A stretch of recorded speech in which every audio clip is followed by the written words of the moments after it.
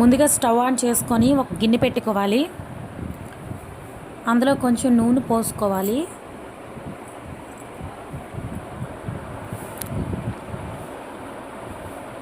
నూనె కొంచెం వేడెక్కిన తర్వాత ఒక హాఫ్ టీ స్పూన్ ఆవాలు వేసుకోవాలి. ఒక హాఫ్ టీ స్పూన్ జీలకర్ర వేసుకోవాలి.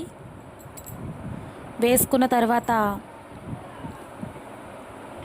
ఒక పెద్ద 2-3 ఉల్లిపాయలు చిన్న ముక్కలుగా తరుక్కొని వేసుకోవాలి. అవి గోల్డెన్ బ్రౌన్ కలర్ వచ్చే వరకు వేయించుకోవాలి.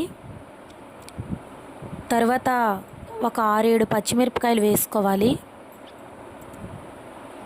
అవి కూడా గోల్డెన్ బ్రౌన్ కలర్ వచ్చే వరకు వేపుకోవాలి.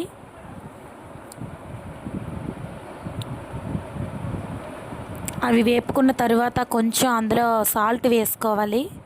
సాల్ట్ వేసుకున్న తర్వాత కరివేపాకు వేసుకొని కలుపుకోవాలి.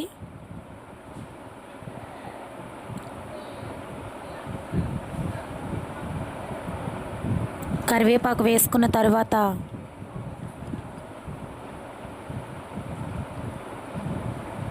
వాటిని కొంచెం వేగనివ్వాలి. అవి వేగిన తర్వాత నేను ఒక 2 పెద్ద టమోటాలను చిన్న ముక్కలుగా కట్ చేసి వేసుకున్నాను. అవి మెత్తగా మగ్గిన తర్వాత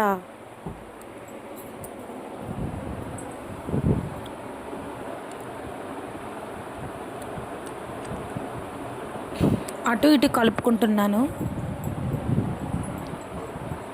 ఎందుకంటే అవి పూర్తిగా ఇప్పుడే కుక్ అవ్వాలి కాబట్టి. అందులోనే కొంచెం పసుపు వేసుకుంటున్నాను.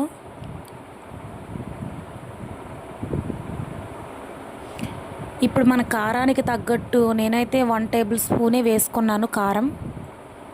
వేసుకొని కలుపుకుంటున్నాను. ఇందులో మనమైతే మసాలాలు ఏమీ యాడ్ చేయం.